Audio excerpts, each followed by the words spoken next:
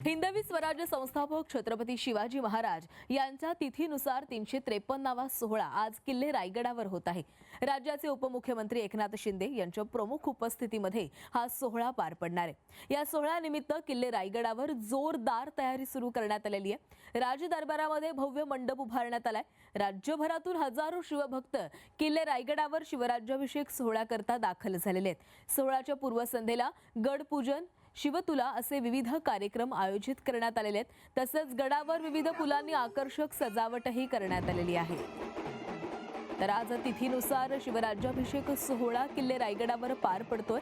353वा हा शिवराज्याभिषेक सोहळा आहे आणि या सोहळ्यासाठी राज्यभरामधून शिवभक्त किल्ले रायगडावर दाखल झालेले आहेत। राज्याचे उपमुख्यमंत्री एकनाथ शिंदे यांच्या प्रमुख उपस्थितीमध्ये हा सोहळा पार पडणार आहे। या निमित्ताने किल्ले रायगडावर जोरदार तयारीही सुरू करण्यात आलेली आहे। राजदरबारामध्ये भव्य मंडप उभारण्यात आलेले आहे। तर आज खरं तर राज्यभरामध्ये हा सोहळा पाहायला मिळणार आहे। रायगडावर मोठी तयारी करण्यात आलेली आहे। शिवभक्त दाखल झालेले तर तिकडे नागपूरमध्ये देखील ढोल ताशांच्या गजरात या सोहळ्याला सुरुवात झालेली आहे। आज तिथीनुसार छत्रपती शिवाजी महाराजांचा 353वा शिवराज्याभिषेक सोहळा आणि त्याचा उत्साह आज राज्यभरामध्ये आपल्याला पाहायला मिळतोय। ही दोन दृश्य रायगड आणि नागपूरमधली पाहतोय। नागपूरमध्ये पहाटेपासूनच या सोहळ्याला सुरुवात झालेली आहे। ढोल ताशांच्या गजरात हा सोहळा सुरू झालेला आहे। तर तिकडे किल्ले रायगडावर देखील राज्यभरामधून शिवभक्त दाखल झालेले आहेत आणि विविध कार्यक्रमांचं आयोजन आज किल्ले रायगडावर असणार आहे। नागपूरमधली सध्याची दृश्य, नागपूरमध्ये तरुणाईने देखील मोठ्या संख्येने या सोहळ्यामध्ये सहभाग घेतलेला आहे। छत्रपती शिवाजी महाराजांच्या पुतळ्यासमोर हा सोहळा साजरा केला जातोय। ढोल ताशांच्या गजर सध्या सुरू आहे।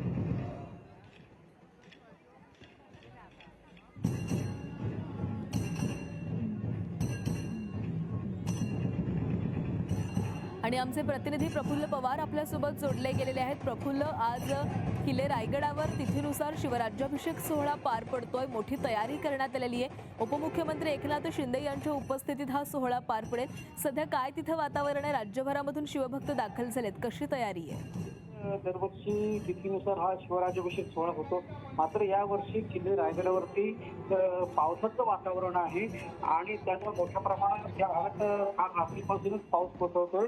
तरी देखील शिवभक्तांचा उत्साह कमी दिसत नाहीये, उलट तो वाढलेला दिसतो। या कोसळत्या पावसात देखील हजारो शिवभक्त किल्ले रायगडावरती जमा झालेले आहेत आणि आपण फक्त जो नगारखाना असेल किंवा राजदरबार असेल या परिसरात आकर्षक अशी फुलांची सजावट करण्यासाठी मेघडंबरी जी आहे ती सजवण्यात आलेली आहे। जवळपास 2000 फुलांनी ही मेघडंबरी सजवण्यात आलेली आहे आणि विविध कार्यक्रमांचं आयोजन रात्री करण्यात आलं। यामध्ये शाहीर पोवाडे असतील किंवा देशभक्तीपर गीतं असतील, अशा विविध कार्यक्रमांचं आयोजन करण्यात आलं होतं आणि या कार्यक्रमांमध्ये शिवभक्त प्रतिनिधी झाले होते। आज सकाळपासूनच वेगवेगळ्या कार्यक्रमांचं आयोजन केलं, ध्वजपूजन झालं आणि त्यानंतर मुख्य दरबारातला कार्यक्रम सुरू होईल। शिवपालखी जी आहे ती राजदरबाराकडे येईल आणि त्यानंतर राज्याचे उपमुख्यमंत्री एकनाथ शिंदे आणि मंत्री भरत गोगावले यांच्या उपस्थितीत शिवराज्याभिषेकाचा सोहळा पार पडेल आणि त्यानंतर एकनाथ शिंदे उपस्थित शिवभक्तांना मार्गदर्शन करतील।